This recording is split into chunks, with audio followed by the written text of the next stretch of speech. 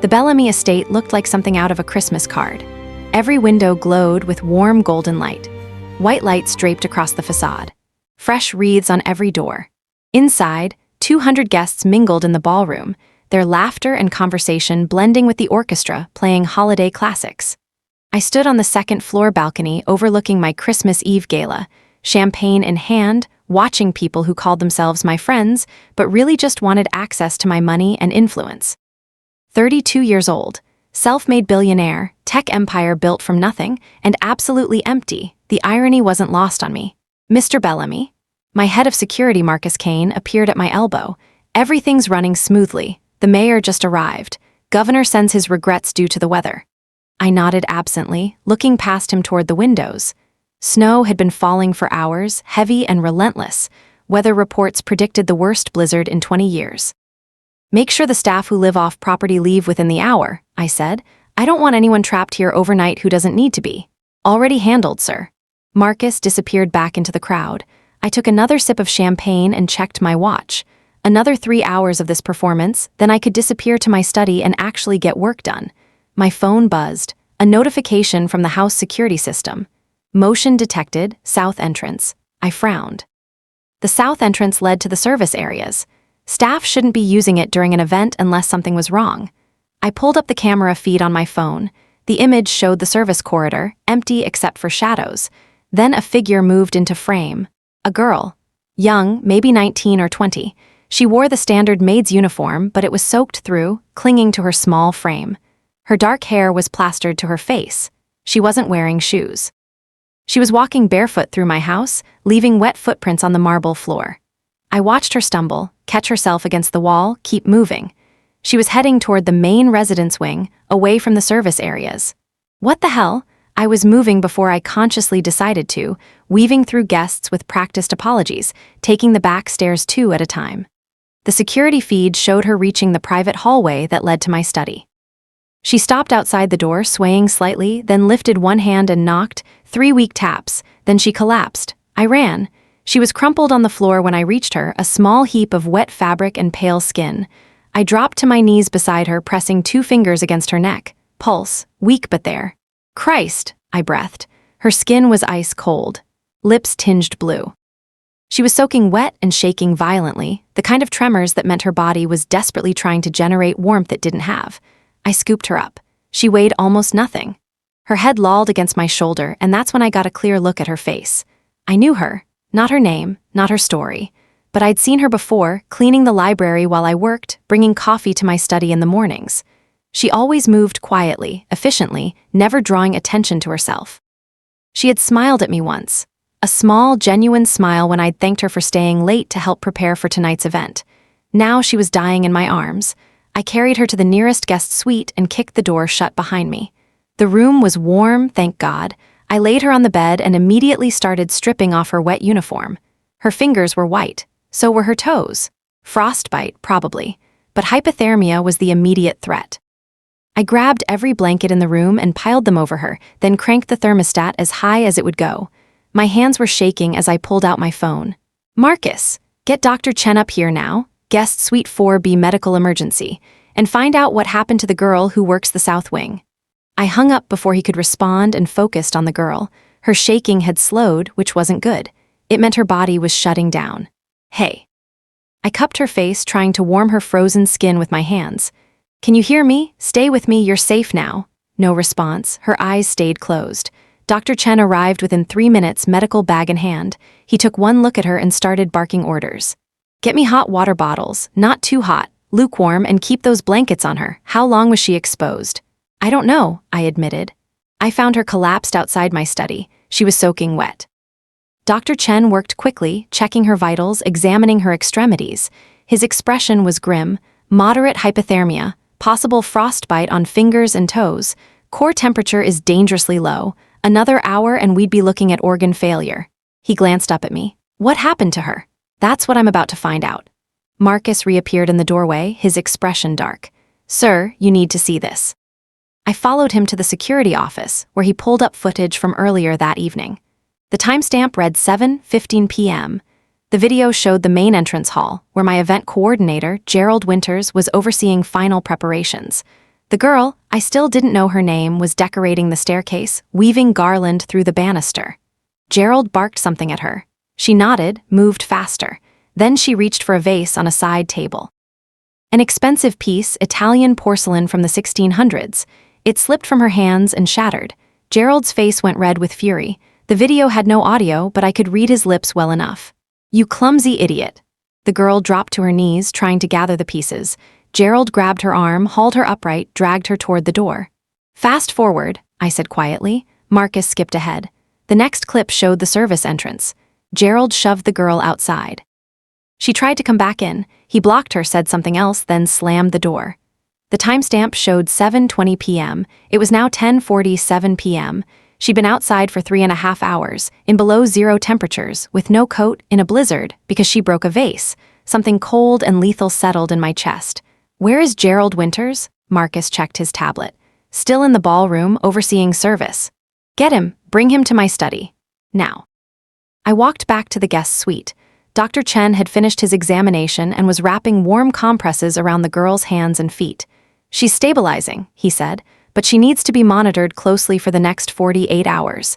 Any complications, irregular heartbeat, confusion, seizures, call me immediately." "She's not going anywhere," I said. "I'll watch her myself." Dr. Chen studied me for a moment, then nodded. "I'll check back in the morning." After he left, I sat in the chair beside the bed. The girl's color was improving slightly. The violent shaking had stopped. But she still hadn't opened her eyes. I didn't know her name. That realization hit me like a physical blow. This girl worked in my house, cleaned my library, brought me coffee, and I didn't even know her name. What kind of person did that make me? My phone buzzed. "Marcus, Winters is in your study." I looked at the girl one more time, then left to deal with the man who tried to kill her. Gerald Winters stood in the center of my study, hands clasped behind his back, expression carefully neutral. He'd worked for me for 2 years, came with impeccable references, never gave me reason to complain, until tonight. I closed the door quietly and walked to my desk. Didn't sit, just leaned against it, arms crossed, studying him. "Do you know why you're here, Gerald?" "I assume it's about the vase." His tone was respectful but not apologetic. "Sir, I can explain. A girl is in my guest suite right now fighting for her life because of you." Gerald's composure cracked slightly. "I don't understand. You threw her outside, in a blizzard, with no coat, 3.5 hours ago." Silence. "She broke a valuable piece," Gerald finally said.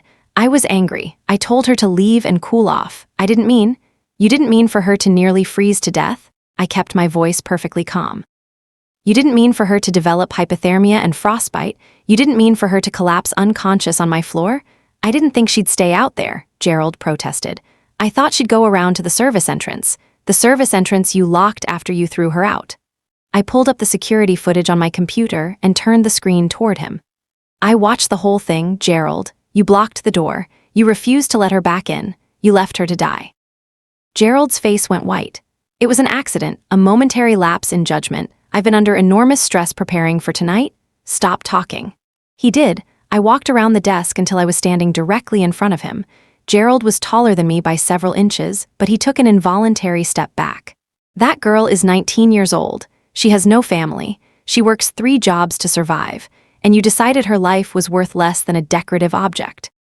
"Mr. Bellamy, please. You're fired, effective immediately. Marcus will escort you to your quarters. You have 10 minutes to pack personal items. Nothing that belongs to this estate leaves with you. You'll be driven to a hotel in the city. If you ever set foot on this property again, I'll have you arrested for attempted murder." Gerald's mouth opened and closed. "You can't be serious. Over some maid? This is insane." I grabbed him by the collar and slammed him against the wall. Not hard enough to hurt, but hard enough to make my point. "Her name," I said quietly, "is on your employment records, because unlike you, I actually value the people who work for me enough to keep basic information about them. So tell me, Gerald, what's her name?" He stared at me speechless. "You don't know." I released him with disgust. "You threw someone outside to die and you don't even know her name." Marcus appeared in the doorway. "Sir? Get him out of my house." They left.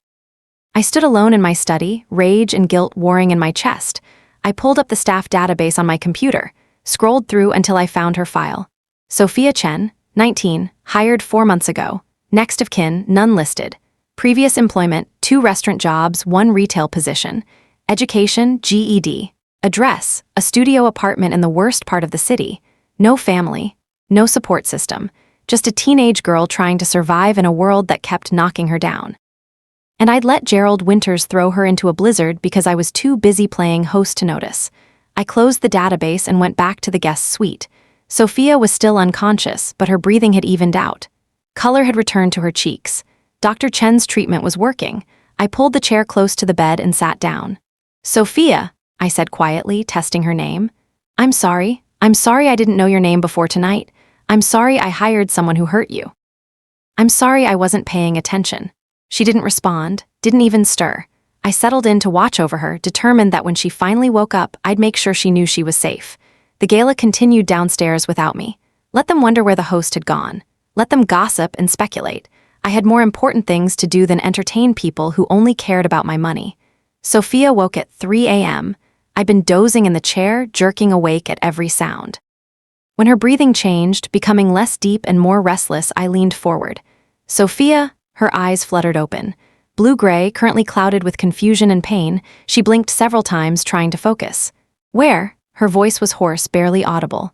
"You're safe," I said immediately. "You're in my house, guest suite. You collapsed, but Dr. Chen treated you. You're going to be okay." She tried to sit up. I gently pressed her back down. "Don't move yet. Your body needs rest." "Ace," she whispered, and tears immediately filled her eyes. "I'm so sorry about the vase. It was an accident. I'll pay for it, I swear." "Stop." I took her hand without thinking. Her fingers were still cold but warming. "The vase doesn't matter. Objects can be replaced. You can't." She stared at me like I was speaking a foreign language. "Gerald threw you outside," I continued. "For 3.5 hours. You almost died, Sophia. You almost froze to death because of a broken piece of porcelain." Understanding dawned in her eyes, then fear. "Am I fired?" The question broke something in me. "No, God, no, Gerald is fired. You're staying right here until you're completely recovered, and then we're going to talk about making sure nothing like this ever happens again." "I don't understand." She was crying now, tears sliding down her pale cheeks. "Why are you being nice to me? I destroyed something valuable. You're a person, Sophia, a human being. Your life has value. More value than every object in this entire estate combined." I squeezed her hand gently. "I should have known your name before tonight, should have paid attention to the people working in my house. That's on me, but I'm paying attention now." She looked at our joined hands, then back at my face. "Mr. Bellamy?" "Nate," I corrected. "My name is Nate." "Nate," she repeated softly. "Thank you for saving me. I should have prevented you from needing saving in the first place." We sat in silence for a moment. Then Sophia's eyes started to drift closed again. "Sleep," I said. "I'll be right here if you need anything." "You don't have to. I'm not leaving." She fell asleep, still holding my hand. The next 3 days passed in a strange, suspended reality. The blizzard continued, trapping everyone at the estate. My guests eventually left when the roads cleared, but Sophia stayed in the guest suite, recovering under Dr. Chen's care and my constant supervision. I had my work brought to the sitting area attached to her room, took calls from there, ate meals with her when she was strong enough to sit up. She protested at first, insisting she should go back to the staff quarters. I shut that down immediately. "You're staying where I can make sure you're okay," I told her firmly. "Non-negotiable," the staff whispered. I didn't care. Maria, my head housekeeper, brought meals and fresh clothes for Sophia. She approved of the arrangement in the way only a woman who'd worked for my family for 30 years could. "That girl needs someone looking after her," Maria said bluntly. "And you need someone to remind you there's more to life than balance sheets and business deals." This isn't," I struggled for words. "I'm just making sure she recovers." Maria smiled knowingly and left. On the 4th day, Sophia was strong enough to walk around. She explored the suite like someone who'd never seen luxury before, ran her fingers over silk curtains, stared at paintings on the walls, tested the softness of the carpet. "I've never stayed in a room like this," she admitted quietly. "What's your apartment like?" I asked. She hesitated, then described a studio barely large enough for a bed and kitchenette. No heat half the time, neighbors who screamed through the walls, locks that didn't work properly. Rage burned through me again. Not at her, but at the circumstances that had forced a 19-year-old to live like that. "You're not going back there," I said. She turned from the window where she'd been watching snow fall. "What? You're not going back to that apartment. It's not safe. You'll stay here." "Nate, I can't just, I'm your employee. That would be." "I don't care what it looks like," I interrupted. "I care that you're safe, that you have a warm place to sleep and enough to eat and security that actually works." "People will talk. Let them." She studied me for a long moment. "Why are you doing this?" I didn't have a good answer. Or rather, I had too many answers and none of them were simple, because I'd pulled her unconscious body out of the snow and something fundamental had shifted in me, because I'd learned her name and suddenly couldn't imagine not knowing everything else about her, because she smiled at me when I brought her tea and it felt like sunlight breaking through clouds. Because I want to, I finally said. Is that enough? You barely know me? Then let me know you. The words hung between us, more intimate than I'd intended. Sophia's cheeks flushed pink. Okay, she whispered. Okay. That night she told me her story. Parents died in a car accident when she was 16, no other family, bounced between foster homes for 2 years until she aged out of the system, worked whatever jobs she could find, barely scraped by. Took the position at my estate because it paid better than anything else she'd been offered. I was so grateful, she said softly, for the job, for the chance, and then I broke that vase and I thought that was it, that I'd ruined everything again. You didn't ruin anything. I reached for her hand, the gesture becoming natural. Gerald ruined his own career by being a cruel bastard. You were just doing your job. I wasn't careful enough. You're human. Humans make mistakes. That doesn't mean you deserve to be thrown outside to freeze. She looked at our joined hands. Can I ask you something? Anything. Why did you come looking for me? You were hosting a party. You had 200 guests. Why did you notice one maid was missing? I thought about the security alert, the camera footage, the way something had pulled at me to check. I saw you on the security feed, I admitted. Walking through the service corridor barefoot, soaking wet, I struggled for words. I couldn't just ignore that. Most people would have. I'm not most people, she smiled then, that same genuine smile I'd seen weeks ago. No, you're really not.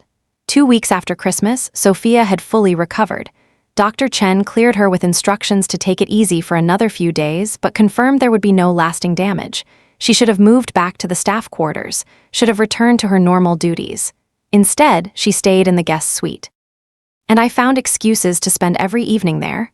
We talked about everything. Her dreams of going to college, my journey building a tech empire from nothing, books we'd read, movies we loved, the strange loneliness of being surrounded by people but feeling completely alone. She was brilliant, not formally educated but sharp and curious and insightful in ways that constantly surprised me. And beautiful. God, she was beautiful. Not in the polished, calculated way of the women who normally surrounded me, but in the genuine warmth of her smile, the kindness in her eyes, the way she listened like every word mattered. I was falling for her. That realization hit me one evening when she laughed at something I'd said and I felt it in my chest like a physical ache. The need to hear that sound again, to be the reason for it. Nate, she tilted her head, studying me. You okay? Yeah, I lied. Just thinking. About how I'm 32 and you're 19 and that age gap feels like a canyon I shouldn't try to cross. About how you work for me and any relationship would be complicated by power dynamics I can't ignore. About how I've never felt this way about anyone and it terrifies me. Work stuff, I said instead. Nothing important. She didn't believe me. I could see it in her eyes, but she didn't push. That night I lay in my own bed staring at the ceiling, thinking about the girl sleeping one floor above me.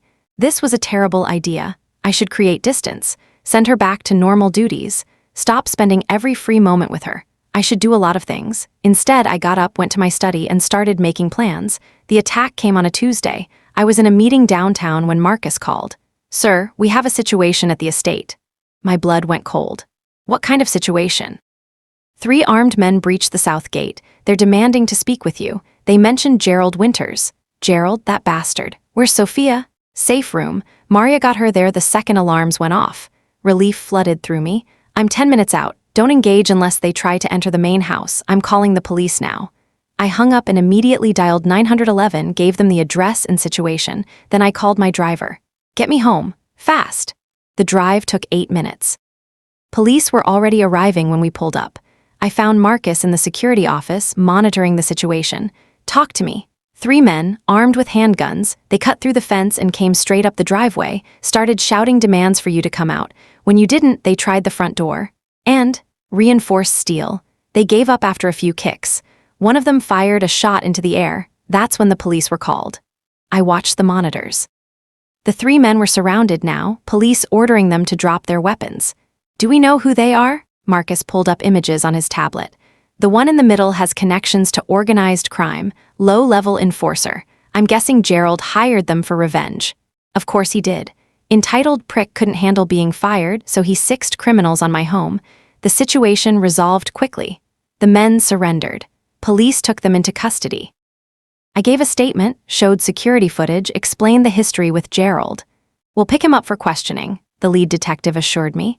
"Conspiracy to commit assault, possibly attempted murder. He's looking at serious time." Good. After the police left, I went straight to the safe room. It was a reinforced space in the basement, stocked with supplies and communication equipment. Sophia sat on the floor, knees pulled to her chest, Maria beside her with an arm around her shoulders. When she saw me, she scrambled up and ran. I caught her, arms wrapping around her automatically. She was shaking.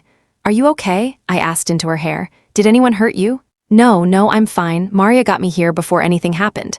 She pulled back to look at me. "What was that? Why did those men come here?" "Gerald Winters hired them. Retaliation for being fired." Her face went white. "Because of me?" "Because of him," I corrected firmly. "'Cause he's a vindictive asshole who can't accept consequences for his actions. This is not your fault. But if I hadn't broken that vase, Sophia." I cupped her face, making her look at me. "None of this is your fault. Not the vase, not Gerald's reaction, not his decision to hire criminals. You are not responsible for other people's cruelty." She stared at me, eyes swimming with tears. "I bring nothing but trouble. You bring light into my life." The words came out before I could stop them. "You make me laugh, you challenge my thinking. You remind me there's more to the world than work and wealth. You're the best thing that's happened to me in years."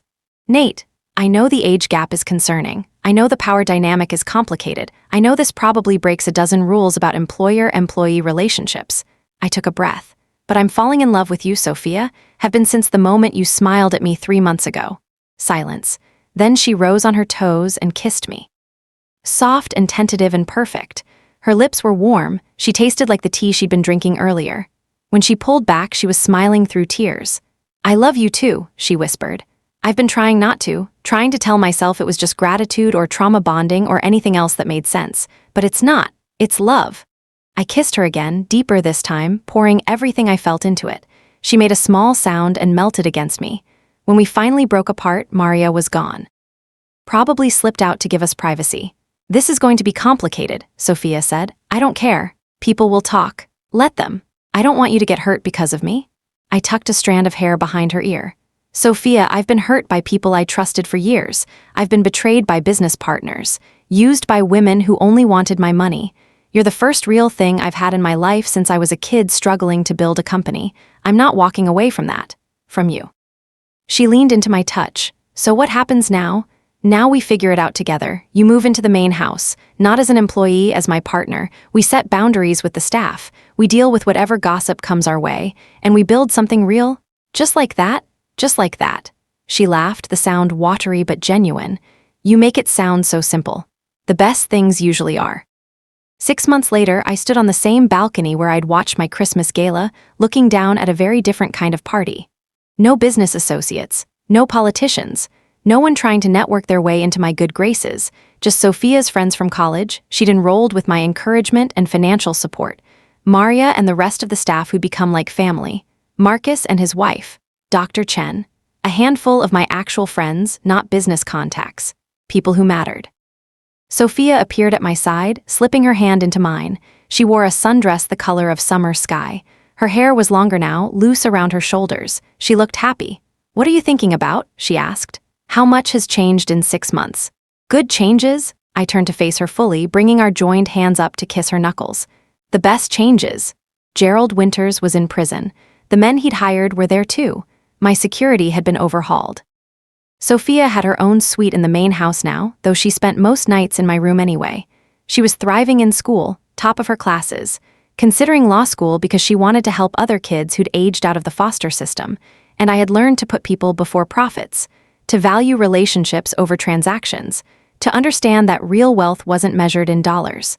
"I love you," I said. "In case I haven't told you today." "You told me 3 times. She smiled. "But I'll never get tired of hearing it." "Good, because I plan to say it for the rest of our lives." Her eyes widened. "Nate," I pulled out the ring I'd been carrying for 2 weeks, waiting for the right moment. A simple band with a sapphire the color of her eyes. "I know it's fast, I know we should probably wait, but I've never been more certain of anything. Sophia Chen, will you marry me?" She stared at the ring, at me, at the ring again. Then she launched herself into my arms, nearly knocking me over. Yes, yes, of course, yes. I slid the ring onto her finger and kissed her while our friends cheered below. She'd knocked on my door barefoot in a blizzard. I'd made everyone who hurt her pay. And somewhere along the way, she'd saved me too. Before we end today's story, I want to say thank you. Thank you for staying with Nate and Sophia through every moment of danger, every second of healing, every step toward love. If this story reminded you that sometimes the most powerful thing we can do is simply pay attention to the people around us, then it served its purpose. If you enjoyed this journey, please consider sharing it. Because sometimes the best stories are the ones that show us love begins with seeing someone, really seeing them. Thank you for listening.